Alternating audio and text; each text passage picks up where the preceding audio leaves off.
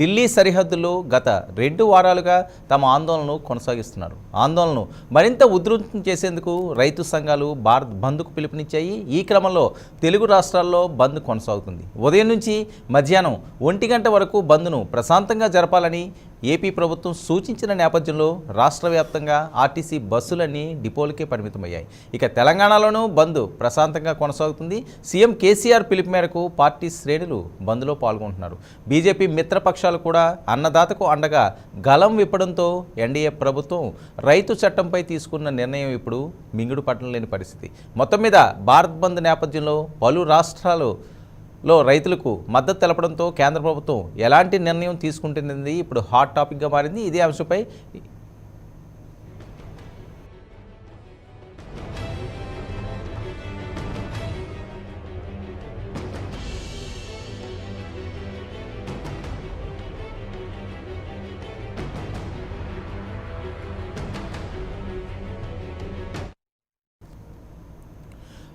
Right, Bharat బంద్కి మద్దతుగా తెలుగు రాష్ట్రాలు బంద్కి మద్దతు ఇచ్చాయి. ఈ నేపథ్యంలో తెలంగాణ ప్రాంతంలో బంద్ ఏ రకంగా కొనసాగుతుందన్నది మా ప్రతినిధి చంద్రశేఖర్ కరీంనగర్ నుంచి మరిన్ని అప్డేట్స్ అందిస్తారు. చంద్రశేఖర్, భారత్ బంద్కు సంబంధించి కరీంనగర్ ప్రాంతంలో ఏ రకంగా బంద్ కొనసాగుతుంది, ఏమైనా ఆంక్షలు ఉన్నాయా? వర్మ, కేంద్ర ప్రభుత్వం ఇటీవల తీసుకొచ్చినటువంటి వ్యవసాయ సంస్కరణల చట్టం అమల్లోకి వచ్చింది. ఈ నేపథ్యంలో గత కొంత కాలం నుంచి ఢిల్లీ పరిసర ప్రాంతాల్లో రైతులు, పంజాబ్ హర్యానాకు చెందినటువంటి రైతులు పెద్ద ఎత్తున ఆందోళన కార్యక్రమాలు చేపడుతున్నారు. ఈ క్రమంలో దాదాపు 25 రాజకీయ పక్షాలు భారత్ బంద్కు పిలుపునివ్వడం జరిగింది. ఇది ఒక కార్పొరేట్ శక్తులకి కట్టబెట్టాలనేటువంటి ఉద్దేశంతో కేంద్ర ప్రభుత్వం ఒక చట్టం తీసుకొచ్చింది. ఈ కార్పొరేట్ చట్టాలను నిరసిస్తూ రైతన్నలను ఆదుకోవాలనేటువంటి ఉద్దేశంతో తీసుకొచ్చినటువంటి బంద్ పిలుపు అనేది ఉమ్మడి కరీంనగర్ జిల్లాలో సక్సెస్ఫుల్ గా కొనసాగుతుంది. అయితే పారిశ్రామిక ప్రాంతమైనటువంటి గోదావరి లాంటి ప్రాంతాల్లో సింగరేణి కార్మికులు యథావిధిగా తమ విధులను నిర్వర్తించడం జరుగుతుంది. బంద్కు ఇటు తెలంగాణ రాష్ట్ర ప్రభుత్వం సైతం మద్దతు ఇవ్వడం జరుగుతుంది. ఈ క్రమంలో ఉదయం నుంచి కూడా Congress, CPI, CPML, new democracy, ఇతర అనుబంధ ప్రతిపక్షాలన్నీ కూడా సామూహికంగా బంద్లో పాల్గొనడం జరిగింది. ఉమ్మడి జిల్లా వ్యాప్తంగా ఉన్నటువంటి బస్సులన్నీ కూడా బస్ డిపోలకే పరిమితమైనటువంటి పరిస్థితి. ఎలాంటి అవాంఛనీయ ఘటనలు జరగకుండా పోలీసు బందోబస్తు మధ్యలో ప్రశాంతంగా కొనసాగుతుంది. దీనికి కొన్ని ప్రాంతాల్లో అంటే అత్యవసర సేవలను మినహాయిస్తే మిగతా అన్ని కూడా స్వచ్ఛందంగా బంద్ పాటిస్తున్నటువంటి పరిస్థితి కనబడుతుంది.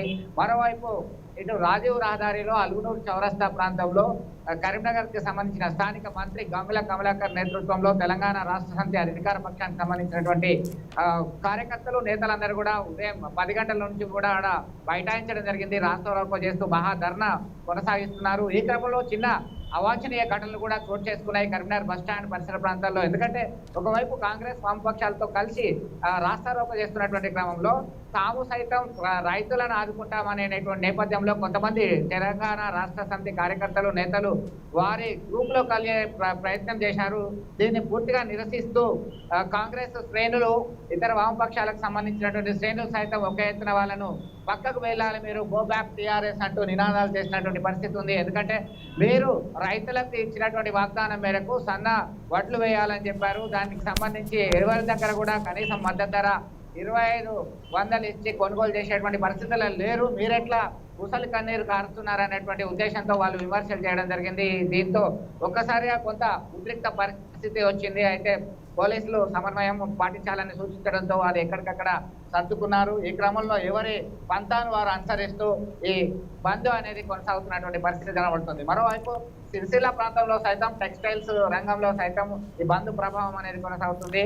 ఇటు జగిత్యాల, గోదావరిఖని, కరీంనగర్, సిరిసిల్ల, పెద్దపల్లి పలు ప్రాంతాల్లో ఎక్కడికక్కడ బస్సులన్నీ కూడా డిపోలకే పరిమితమయ్యాయి. వ్యాపార వాణిజ్య సముదాయాలన్నీ కూడా మూసివేసినటువంటి పరిస్థితి. ఒకటే, రైతులకి సంబంధించి అన్యాయం జరిగినప్పుడు తాము ఎట్టి పరిస్థితుల్లో ఊరుకోము, ప్రభుత్వం వీటిని ఉపసంహరించుకునేంత వరకు తమ పోరాటం కొనసాగుతుంది అనేటువంటి పంతాను ఇటు ప్రతిపక్ష పార్టీలు చేస్తున్నటువంటి పరిస్థితి. చంద్రశేఖర్, ఏ శ్రేణులు ఈ బంద్లో పాల్గొన్నాయి? ఇటు కాంగ్రెస్ కు సంబంధించి TPCC working president Ponnam Prabhakar నేతృత్వంలో కాంగ్రెస్ పార్టీకి సంబంధించినటువంటి కార్యకర్తలు నేతలందరూ కూడా బైఠాయించడం జరిగింది. అలాగే సిపిఐ పార్టీకి సంబంధించి సిపిఎం పార్టీకి సంబంధించి సిపిఐ పార్టీ, అలాగే ఆల్ ఇండియా ఫార్వర్డ్ బ్లాక్, ఇలా వామపక్ష పార్టీలు కాంగ్రెస్ పార్టీ తెలుగుదేశం పార్టీతో కలిసి బంద్లో పాల్గొన్నటువంటి పరిస్థితి. ఇది ఒక గ్రూప్ గా విడిపోయింది. మరొక వైపు తెలంగాణ రాష్ట్రంలో అధికారంలో ఉన్నటువంటి తెలంగాణ రాష్ట్ర సమితికి సంబంధించినటువంటి నేతలు, కార్యకర్తలందరూ కూడా మరో గ్రూప్ గా విడిపోయి వారి పంతాన వారు బంద్లో పాల్గొంటున్నటువంటి పరిస్థితి. ఇక మొత్తం వీళ్ళ టార్గెట్ అంతా కూడా కేంద్ర ప్రభుత్వ విధానాలను నిరసిస్తూ బంద్లో పాల్గొంటున్నటువంటి నేపథ్యంలో కొంత చిన్న చెదురుమరుగు ఘటనలు చోటు చేసుకున్నాయి తప్ప అంతా కూడా బంద్ ప్రశాంతంగా కొనసాగుతున్నటువంటి పరిస్థితి. Right, thank you Chandrashekar, thank you for the updates. Karimnagar జిల్లాలో బంద్ పరిస్థితి అది. బీజేపీ జనసేన శ్రేణులు తప్ప మిగతా పార్టీ అంతా కూడా పూర్తి స్థాయిలో బంద్కి మద్దతు ఇస్తుంది. అక్కడ ప్రశాంతంగా బంద్ కొనసాగుతుంది. ఎటువంటి అవాంఛనీయ సంఘటనలకి తావు లేకుండా ఉండే విధంగా పోలీసులు పూర్తి స్థాయి బందోబస్తు ఏర్పాట్లు చేసామని చెప్పి మా ప్రతినిధి అక్కడి నుంచి అప్డేట్స్ ఇస్తున్నారు. ఇక ఆంధ్రప్రదేశ్ విషయానికి వస్తే విజయవాడ వెళ్దాం. విజయవాడలో బంద్ ఏ రకంగా కొనసాగుతుంది అన్నది మా ప్రతినిధి అబ్దుల్ అలీం లైవ్లో అప్డేట్స్ అందించడానికి సిద్ధంగా ఉన్నారు. అలీం దగ్గర మరిన్ని వివరాలు తెలుసుకుందాం. అలీం,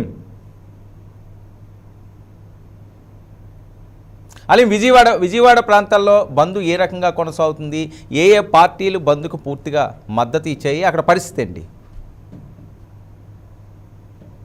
భారత్ బంద్కు సంబంధించి పెద్ద ఎత్తున స్పందన వచ్చింది వర్మ. దేశవ్యాప్తంగా బంద్ లో భాగంగా ప్రతి ఒక్కరు కూడాను పాల్గొనే పరిస్థితి వచ్చింది. అంటే కార్పొరేట్ శక్తులకి వ్యవసాయ రంగాన్ని దారాదత్తం చేయడం పట్ల వీరందరూ కూడాను ఆందోళన వ్యక్తం చేస్తున్నారు. అంటే ఇది రైతు సంఘానికి సంబంధించిన అంశమే కాదు, ప్రతి ఒక్కరు కూడాను ఆందోళన చేసే పరిస్థితి, వారితో పాటు భాగస్వామ్యం అయ్యే పరిస్థితి కూడాను స్పష్టంగా ఉంది. నేపథ్యంలో పూర్తిగా రైతులకి సంబంధించి పెద్ద ఎత్తున ఆందోళన నిర్వహిస్తున్నాను. వ్యవసాయాన్ని కార్పొరేట్లకు కట్టపెట్టొద్దని చెప్పి కూడాను పెద్ద ఎత్తున ఆందోళన చేస్తున్నారు. అటు సిపిఎం గానీ, సిపిఐ గానీ, వైసీపీ, టీడీపీ నేతలందరూ కూడాను పెద్ద ఎత్తున ఆందోళన చేస్తున్నారు. ఈ పరిస్థితుల్లో విజయవాడలో ఉదయం నుంచి కూడా బస్సులు సర్వీస్ అని కూడా పరిస్థితి గురించి మనతో మాట్లాడతాకి. సార్ చెప్పండి, ఏంటి డిమాండ్? ఎందుకని వ్యవసాయ రంగానికి సంబంధించి ఎక్కడో ఢిల్లీలో జరిగిన దానికి దేశవ్యాప్తంగా మద్దతు ఎందుకు వచ్చిందంటారు? ఈ రోజు దేశంలో కావాల్సింది రైతు బాగుంటేనే దేశం బాగుంటుంది.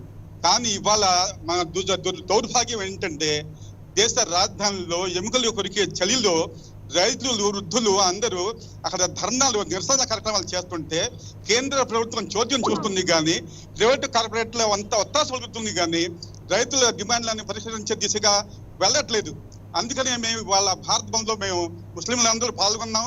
మా డిమాండ్లు ఒకటి, వీలైనంత త్వరగా వాళ్ళ డిమాండ్లను పూర్తి చేయండి, వ్యవసాయ నల్ల చట్టాలను రద్దు చేయండి. అలా చేయకపోతే రాబోయే రోజుల్లో మేము నిరసన కార్యక్రమాలు తీవ్రంగా ఉధృతం చేస్తాము. మేము రైతన్నలకు అండగా ఉంటామని ఈ విషయాన్ని తెలియజేస్తున్నాను.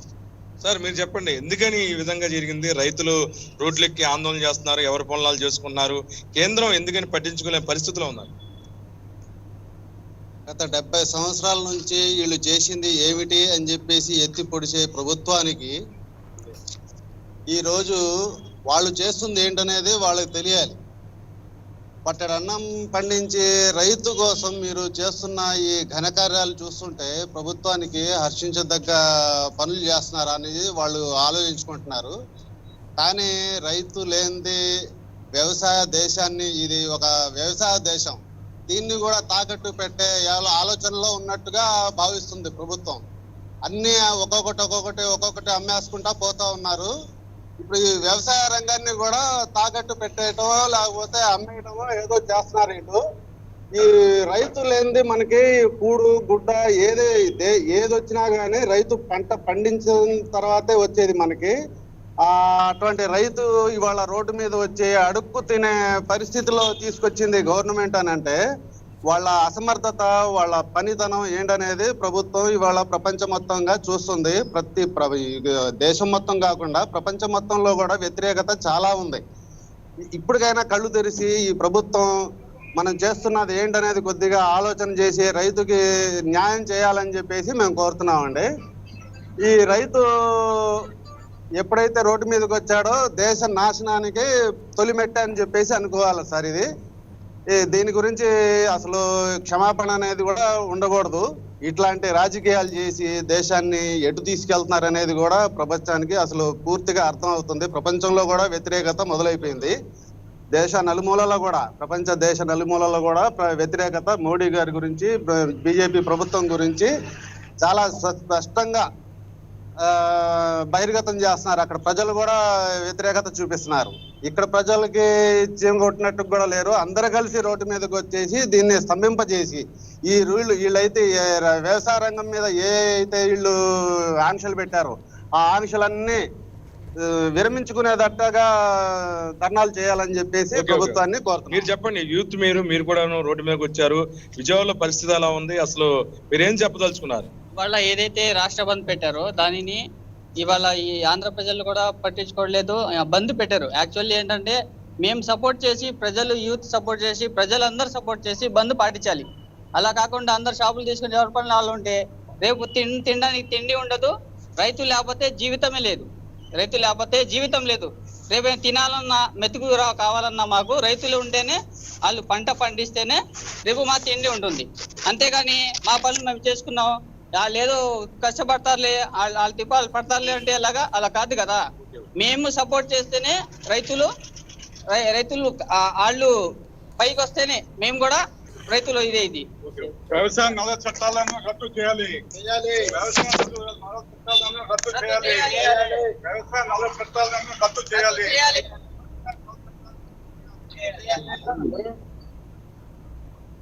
అది వర్మ, విజయవాడ పరిస్థితి ఓవరాల్ గా కూడా పెద్ద ఎత్తున నిరసనలు చేస్తున్నారు. రాష్ట్ర వ్యాప్తంగా ఏదైతే నిరసనలో భాగంగా ప్రతి ఒక్కరు కూడా నిరసన కార్యక్రమంలో పాలు పంచుకుంటున్నారు.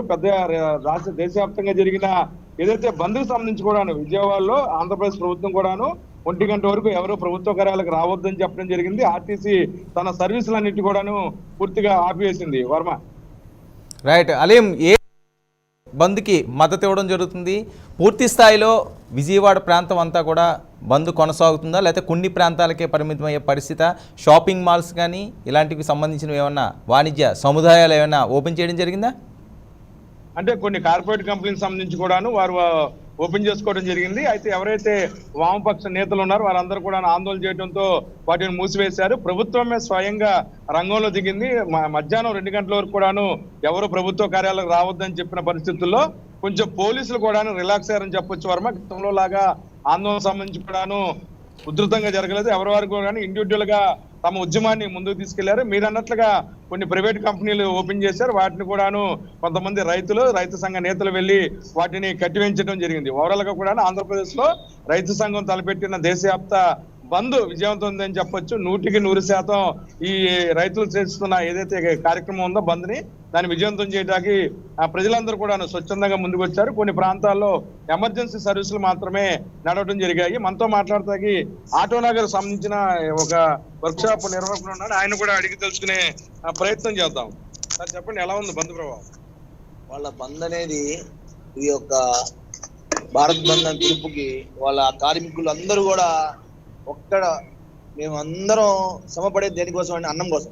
అన్నం పండించే, రైస్ పండించే రైతన్న ఇబ్బందుల్లో ఉన్నప్పుడు మేమందరం ఇవాళ బంద్ చేయాలని ప్రతి కార్మికులు, ప్రతి ఆటోనగర్లు, ప్రతి షాపు అంతా బంద్ చేసి ఇవాళ నిరసన చూపిస్తున్నాం. ఇవాళ ఈ మోడీ హటావ్ దేశ్ బచావ్ అనే కార్యక్రమం ఎప్పటి నుంచో మేము మా నినాదం అదే. ఎందుకంటే ఈ మోడీ ప్రభుత్వం వచ్చిన కాడి నుంచే ఇవన్నీ ఇలాంటివి వస్తున్నాయి. కొత్త చట్టాలు, కొత్త బిల్లు తీసుకొచ్చి వాళ్ళ ప్రజలకి ఇబ్బంది పెట్టే పనిలో ముందుండే పని చేస్తుంది. ప్రజలకి అభివృద్ధి పని, ప్రజలకి లాభం చేసే పని ముందు ఉండాలి. కానీ ప్రభుత్వం అనేది ఈ ప్రభుత్వం మోడీ ప్రభుత్వం ప్రజలకి నష్టం చేసే పని మీదే ఎప్పుడు ఉంటుందని ఈ సభముఖం నేను తెలియజేస్తున్నాను.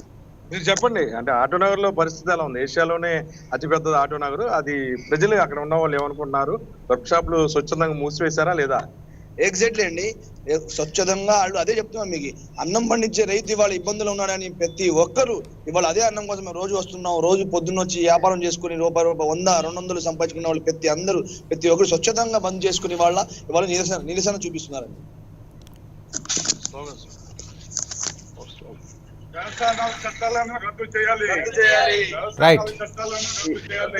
ఇది update Varma. Right, okay, thank you Aleem, thank you for the updates. ఇక కర్నూలు వెళ్దాం. కర్నూలు నుంచి మా ప్రతినిధి రాజ్ కుమార్ కర్నూలులో భారత్ బంద్ ఏ రకంగా కొనసాగింది అని చెప్పడానికి మనతో పాటుగా సిద్ధంగా ఉన్నారు. రాజ్ కుమార్, కర్నూలులో బంద్ ఏ రకంగా కొనసాగుతుంది, ఏ ఏ పార్టీలు బంద్కు మద్దతు ఇచ్చే, అక్కడ పరిస్థితి ఏంటి?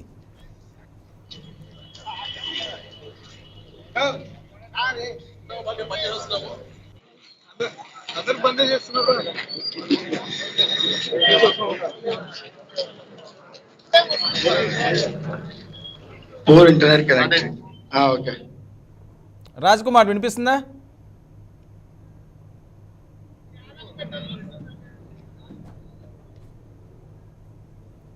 రాజ్ కుమార్ రైట్, అక్కడ ఏదో టెక్నికల్ ప్రాబ్లం ఉంటున్నది. మళ్ళీ కర్నూలు వెళ్దాం. కర్నూలులో భారత్ బంద్ ఏ రకంగా కొనసాగుతుందో తెలుసుకుందాం.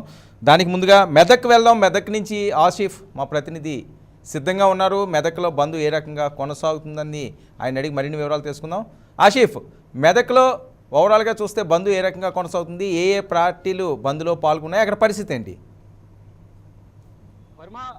కేంద్ర ప్రభుత్వం తీసుకొచ్చిన ఏదైతే బిల్లు ఉందో, రైతు వ్యతిరేక బిల్లు ఉందో, ఇప్పటికే గత 12 రోజుల నుంచి ఇక్కడ పంజాబ్ హర్యానాకు సంబంధించిన రైతులు ఢిల్లీ నడిబొడ్డున ఇప్పటికే ధర్నాలు నిర్వహిస్తున్నారు. ఇదే నేపథ్యంలోనే ఇక్కడ రైతు సంఘాలు పిలుపు మేరకు ఇక్కడ తెలంగాణ వ్యాప్తంగా ఇప్పటికే ఇక్కడ టీఆర్ఎస్ పాటు ప్రధాన పార్టీలు, కాంగ్రెస్, వామపక్ష పార్టీలతో సహా ఇప్పటికే ధర్నాలో పాల్గొన్నారు.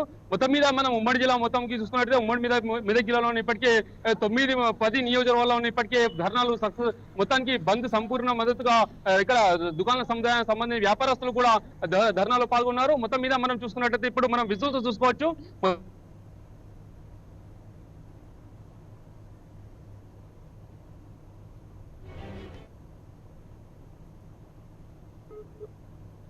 రైట్, తెలుగు రాష్ట్రాల్లో బంద్ ప్రశాంతంగా కొనసాగుతుంది. కేంద్రం తీసుకొచ్చిన నూతన వ్యవసాయ చట్టాల ఉపసంహరణకు రైతులు ఉడుంపట్టు పట్టారు. ఢిల్లీ సరిహద్దుల్లో గత 2 వారాలుగా తమ ఆందోళనలు కొనసాగిస్తూనే ఉన్నారు.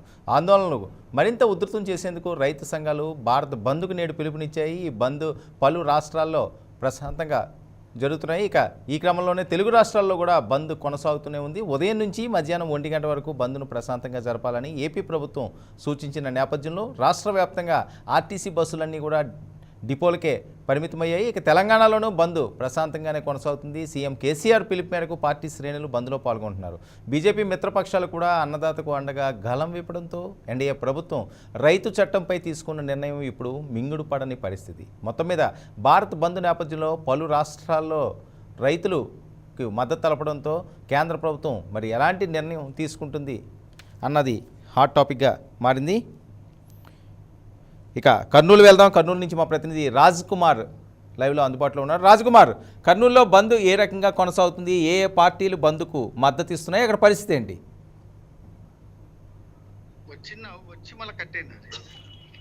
ప్లీజ్ రాజ్ కుమార్.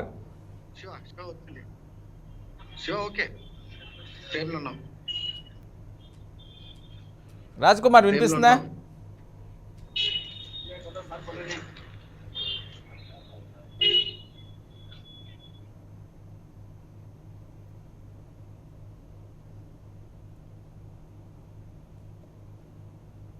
విజువల్స్ చూస్తున్నాం. తెలుగు రాష్ట్రాల్లో బంద్ ప్రశాంతంగా కొనసాగుతుంది. కరీంనగర్ జిల్లా ఇది మరిన్ని అప్డేట్స్ అందిస్తారు రాజ్ కుమార్.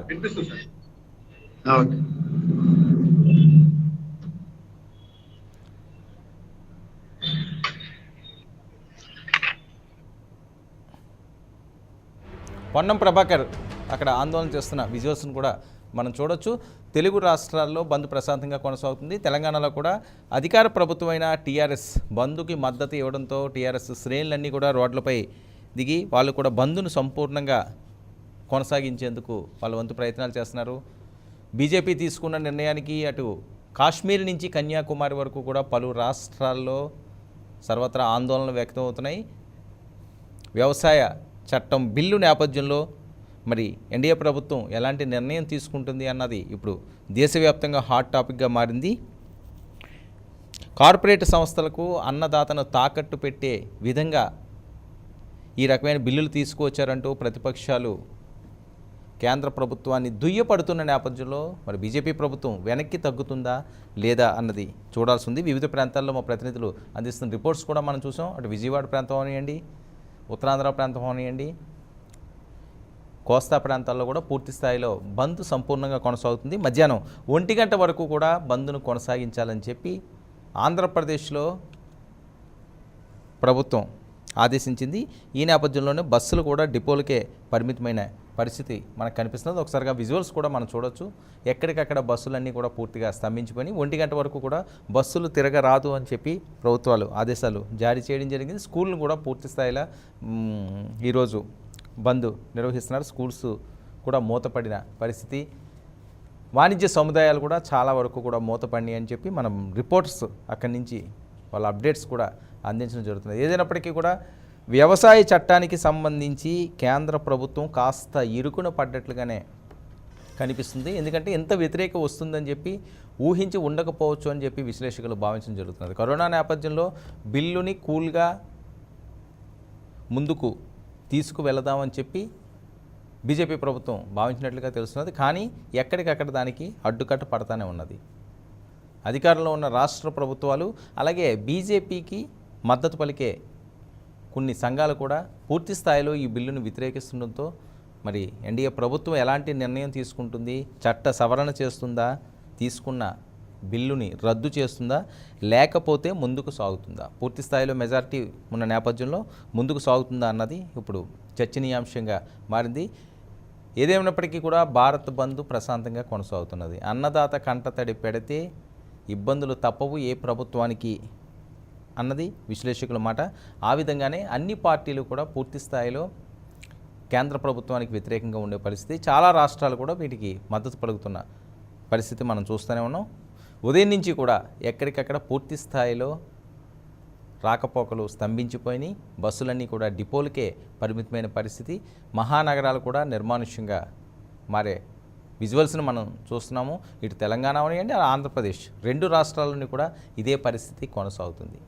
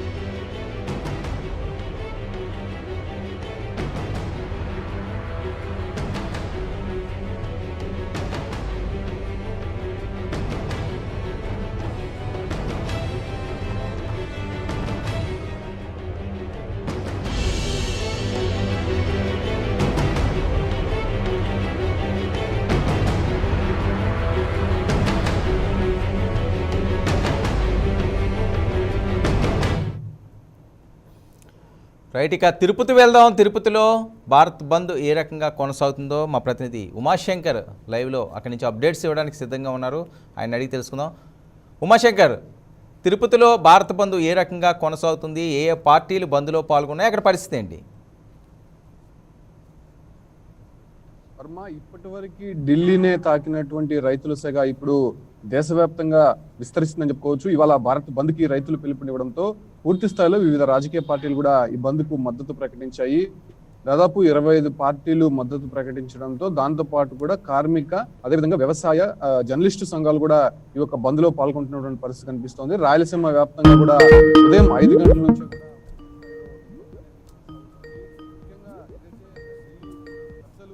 ప్రవేశపెట్టినటువంటి రైతు వ్యతిరేక చట్టాలను పూర్తిగా కూడా వెనక్కి తీసుకోవాలని గత నెల 25 నుంచి కూడా రైతులు పూర్తి స్థాయిలో ఢిల్లీని ముట్టడించారు.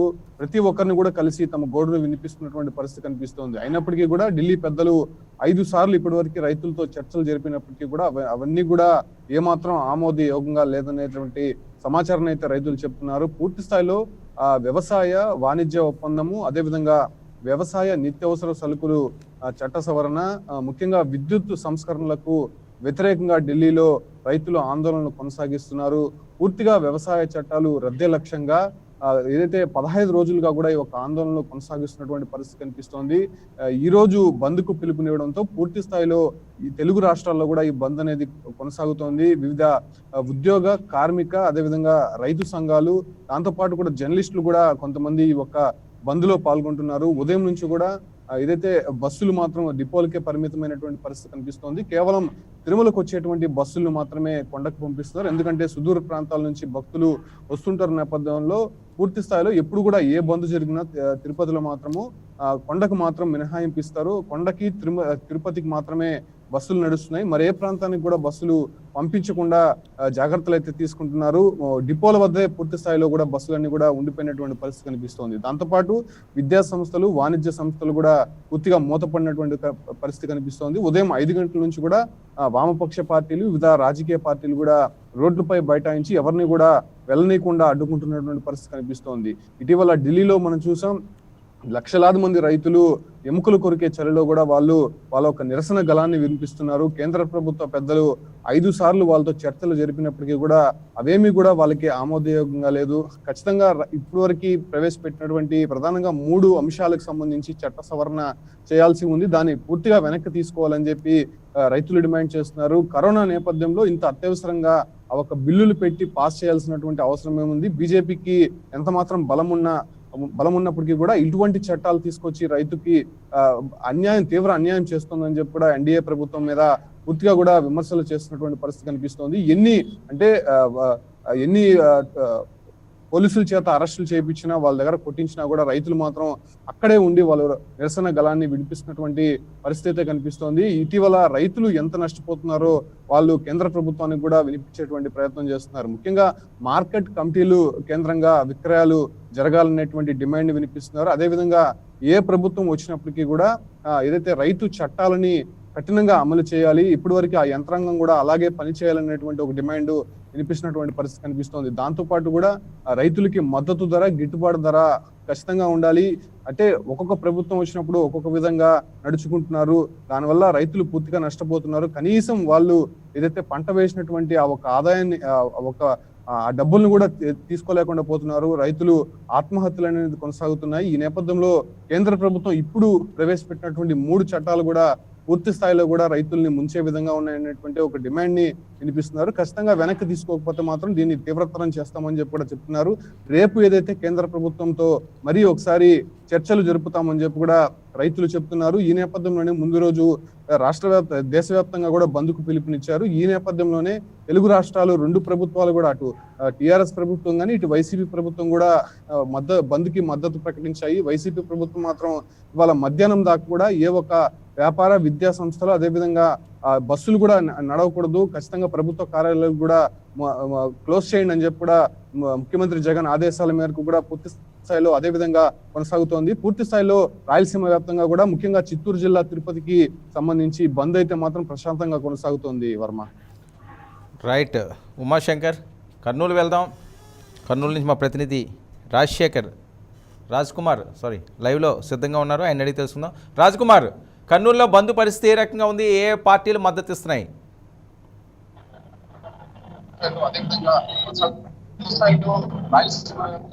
ముఖ్యంగా చిత్తూరు జిల్లాకి సంబంధించి బంద్ అయితే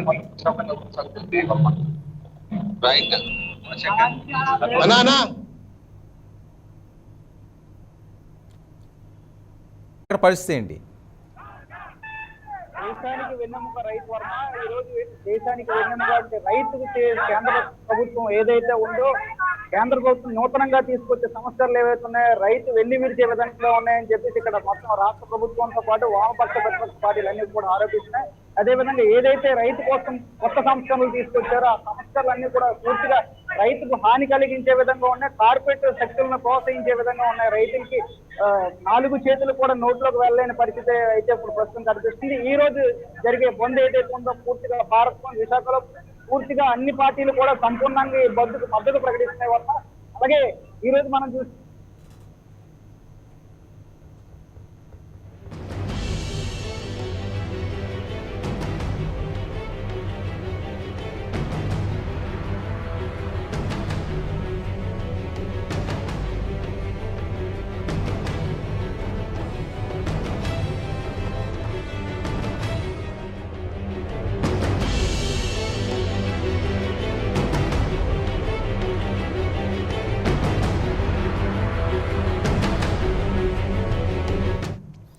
అయితే తెలుగు రాష్ట్రాల్లో బంద్ సంపూర్ణంగా కొనసాగుతుంది. మధ్యాహ్నం 1 గంట వరకు కూడా బంద్ని జరపాలి అని చెప్పి తెలుగు రాష్ట్రాలు ప్రభుత్వంలో ఆదేశించడం జరిగింది. ఈ నేపథ్యంలో బంద్ ప్రశాంతంగానే జరుగుతుంది. కేంద్రం తీసుకొచ్చిన నూతన వ్యవసాయ చట్టాల ఉపసంహరణకు రైతులు ఆందోళన చేపట్టారు. ఈ నేపథ్యంలోనే ఢిల్లీ సరిహద్దుల్లో సుమారు 2 వారాలుగా వాళ్ళు ఆందోళన చేపడుతూ ఉన్నారు. ఈరోజు భారత్ బంద్కి వాళ్ళు పిలుపునివ్వడం జరిగింది.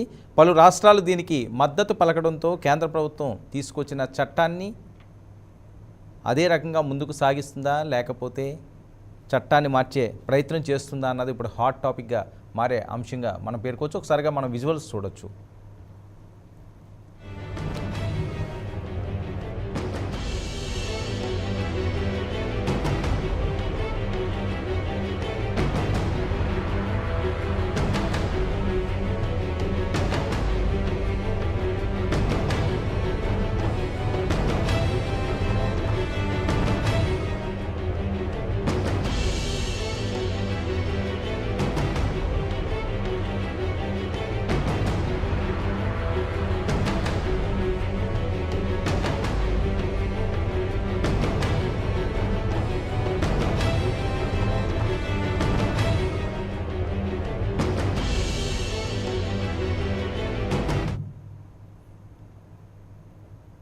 రైట్, వాయిస్ ఆఫ్ పీపుల్లో భారత్ బంద్పై చర్చను కొనసాగించే ముందు ఒక షార్ట్ బ్రేక్ తీసుకుందాం. Stay tune.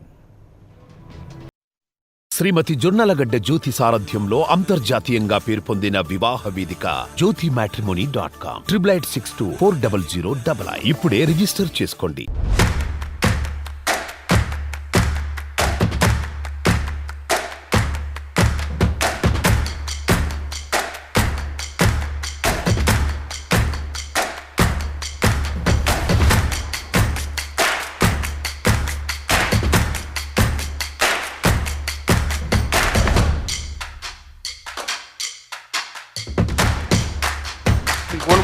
నాకు రాదు.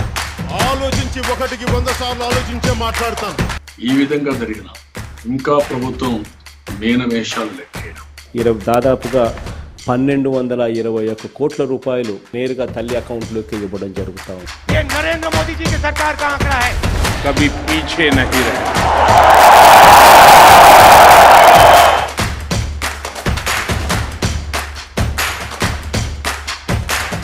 build that wall, build that wall, build that wall. Eat a vegan.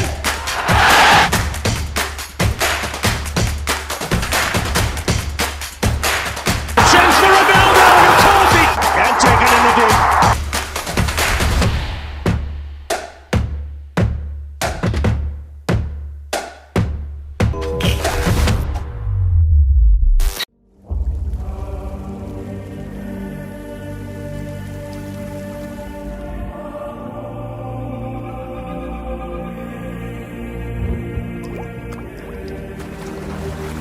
వాడు కనపడితే సముద్రాలు తడబడతాయి.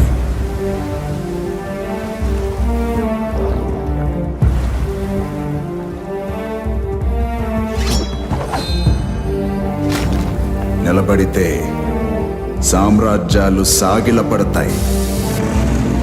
వాడి పొగరు ఎగిరే జెండా. Right, welcome back. రైతుల ఆందోళన భారత్ బంద్పై ఎంపీ అరవింద్ లైవ్లో మాట్లాడుతున్నాడు, చూద్దాం.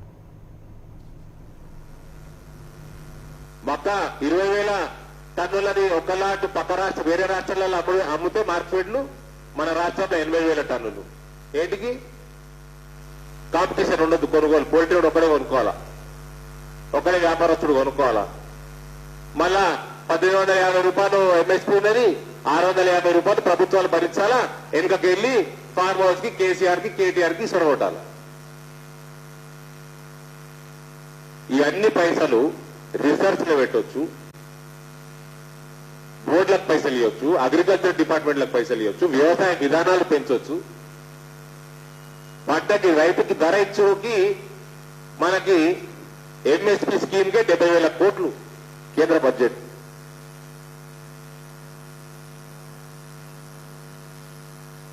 రాష్ట్ర బడ్జెట్ అన్ని కలిపితే లక్షల కోట్లకు వెళ్ళిపోతున్నది. దీనికోసం దళారులకు మేపుతున్నాం, దళారులు కేటీఆర్ కి మేపుతున్నాం. దీనికోసం ఇవాళ ఏముందండి తప్పిల్లా? ఈ విధానాలలో ఏమున్నది?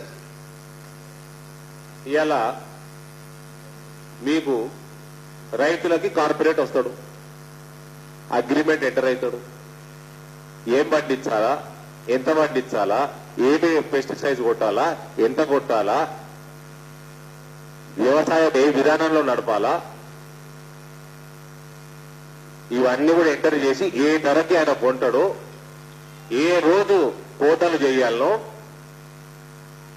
అన్ని కూడా అగ్రిమెంట్ లో మెన్షన్ చేసి రైతు దగ్గర ఒక బైబ్యాక్ అగ్రిమెంట్ చేసుకొని ఆయనకి పెట్టుబడి సహాయం ఇస్తానికి కార్పొరేట్లు ముందరకు వస్తే కేసీఆర్కి ఏంది నొప్పి? మళ్ళా వీళ్ళు ఏమంటున్నది బిల్లులా? అదే రోజు ఏ రోజు అయితే కోతలు జరిగి నీ పొలం కాడికి వెళ్ళి ఆ కార్పొరేట్ స్పాన్సర్ ఎవడెత్తున్నాడో వాడు ఎత్తుతాడో అదే రోజు సాయంత్రం కల్లా రైతు అకౌంట్లకి పైసలు పడాలా.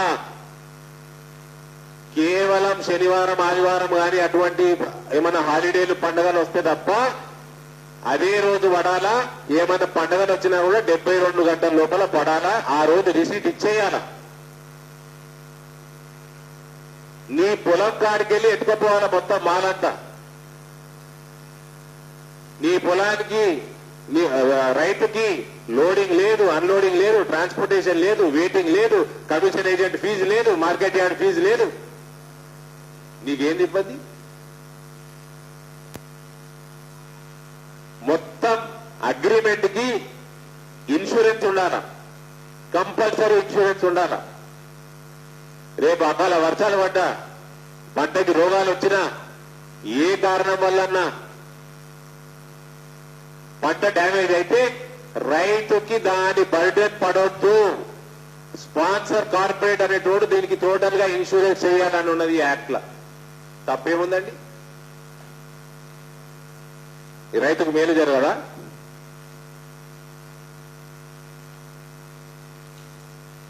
ఇంకోటి ఏమంటారు, మొత్తం కార్పొరేట్ మయమైపోతుందట, రైతు భూములన్నీ ఎత్తుకపోతారట. ఇలా క్లియర్ గా రాసున్నది.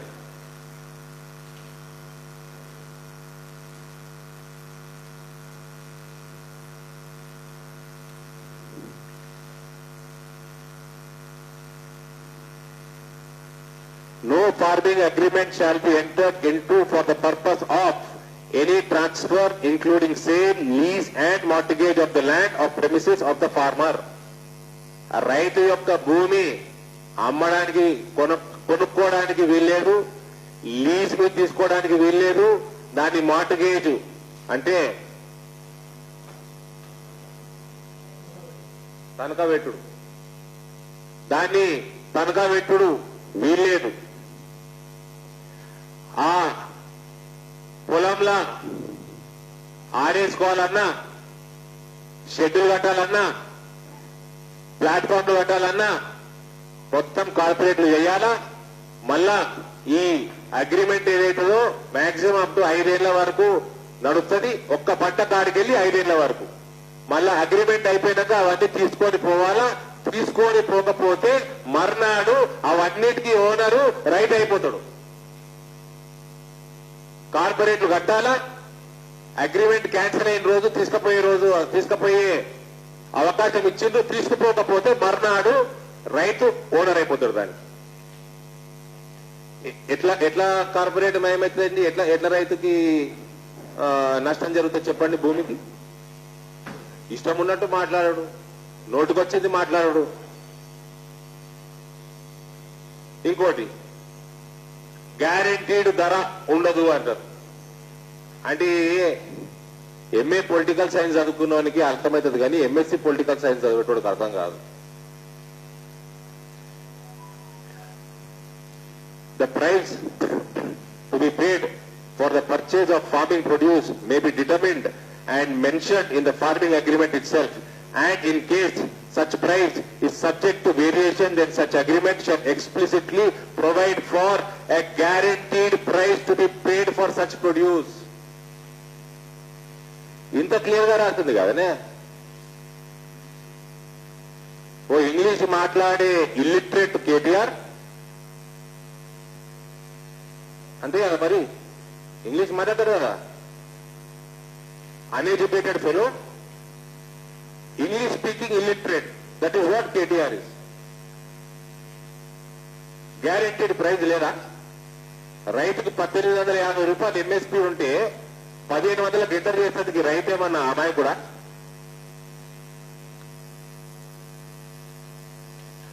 ఇందులో మెన్షన్ చేసినది గ్యారెంటీడ్ ప్రైస్. ప్రభుత్వం ఒక కొనేటోడు ఒక క్లయింటు, ప్రైవేట్ వాడు అంబానీ ఒకడు క్లయింటు, అదాని ఒకడు క్లయింటు, ఇంకా మన పార్కాయత్ అమ్ముకుంటాడు కదా, ఇదే రిలయన్స్ కి అంబానీకి అమ్ముకుంటాడు కేసీఆర్ ఆయన పొలంలో పండించినట్టు. పార్కాయత్ ఒక క్లయింటు, ఎవడన్నా ఏ కార్పొరేట్ అందరు క్లయింట్, ఒక దిక్కు గవర్నమెంట్ క్లయింట్. గవర్నమెంట్ 1850 ఇస్తుంటే 1000 రూపాయలు 1200కి అమ్ముకుంటుంది రైతే మన అమ్మాయి కూడా. అగ్రిమెంట్ ఎంటర్ అవుతుంది అమ్మాయి కూడా. ఇష్టం ఉన్నట్టు మాట్లాడాడు. ఎంఎస్పీ పోతుందట. అరే ప్రధానమంత్రి 10 సార్లు చెప్పిండా ఎంఎస్పీ విధానం అట్లనే ఉంటుందని, ఎందుకు తీసేస్తారా? ఇలా అంత కుల్ల గ్యారెంటీడ్ ప్రైస్ అని రాస్తుంటే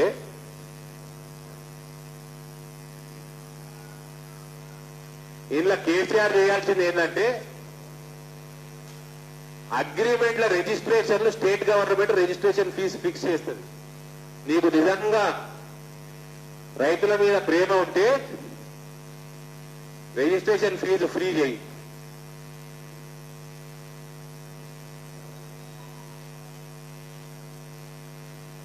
ఈ అగ్రిమెంట్లలో ఎంటర్ అయిన రేటు ఏనాడైతే కోతలు చేసిన రోజు సాయంత్రానికి రైతులకి అకౌంట్లలో పడకపోతే 1.5% పెనాల్టీ కార్పొరేట్ కి ఇస్తున్నారు ఈ యాక్ట్ ప్రకారం.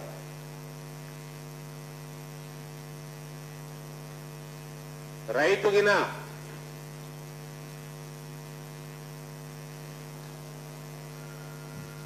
రైతు తప్పు వల్ల ఏమన్నా రైట్. ఇప్పటివరకు ఎంపీ అరవింద్ లైవ్లో మాట్లాడడం చూసాము. బీజేపీ ప్రభుత్వం తీసుకున్న నిర్ణయం రైతులకు అండగానే ఉంటుంది, కావాలని చెప్పి ప్రతిపక్షాలు దీన్ని రచ్చ చేస్తున్నాయంటూ ఆయన వ్యాఖ్యానిస్తున్నారు. ఇక వడ్డే శోభనాధీశ్వరరావు దగ్గరికి వెళ్దాం. ప్రస్తుతం ఆయన మనతో పాటుగా లైవ్లో జాయిన్ అయ్యారు. మాజీ మంత్రి సిద్ధంగా ఉన్నారు మనతో పాటుగా లైవ్గా. శోభనాధీశ్వరరావు గారు నమస్తే. శోభనాధీశ్వరరావు గారు, ఎలా చూడాల్సింది కేంద్ర ప్రభుత్వం తీసుకున్న నిర్ణయం? ఈరోజు అన్నదాత ఆగ్రహానికి గురవుతుంది, భారత్ బంద్కు కూడా పిలుపునివ్వడం జరిగింది. గతంలో ఇంత పెద్ద ఎత్తున రైతులు ఆందోళన చేసిన సందర్భాలు లేవు. భారత్ బంద్కు పిలుపునివ్వడమే కాకుండా పలు రాష్ట్ర ప్రభుత్వాలు కూడా దీనికి మద్దతు పలికే పరిస్థితి. ఏం జరుగుతుంది అసలు? ఈరోజు దాదాపు 1,50,000 ఢిల్లీ నగరంలో కానీ నగర పొలిమేర్లలో కానీ మరియు సరిహద్దుల వద్ద కానీ 13 రోజులుగా గుడ్డు చలిని ధిక్కరిస్తూ చాలా ఇబ్బందికర పరిస్థితులను అనుభవిస్తూ 3 నల్ల వ్యవసాయ చట్టాలను రద్దు చేయాలని, ఎలక్ట్రిసిటీ బిల్ 2020ను ఉపసంహరించాలని చెప్పి డిమాండ్ చేస్తూ వారు విరోచితంగా పోరాటం చేస్తున్నారు. దానిని చాలా సంకుచితంగా విమర్శిస్తూ చాలా దురుద్దేశాలను ఆపాదిస్తూ ఖలిస్తాన్ ఉగ్రవాదుల ప్రమేయం ఉంది, షాహీన్ బాగ్ యాక్టివిస్ట్ యొక్క ప్రమేయం ఉంది. కమిషన్ ఏజెంట్లే ఈ రైతు ఉద్యమాన్ని నడిపిస్తున్నారని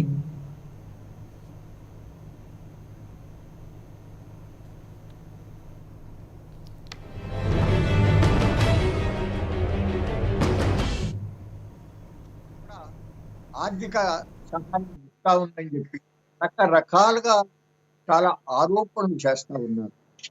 అట్లాగే కేంద్ర మంత్రులు కూడా చాలా బాధ్యతారహితంగా, నిన్న నేను చూశాను, రవిశంకర్ ప్రసాద్ గారు అంటున్నాడు, లోగడ కాంగ్రెస్ గవర్నమెంట్ ఉండగా శరద్ పవార్ గారు మార్కెటింగ్ ఏపీఎంసీ యాక్ట్ లో కొన్ని సంస్కరణలు రావాలి, అట్లాగే ప్రైవేట్ మండీలు కూడా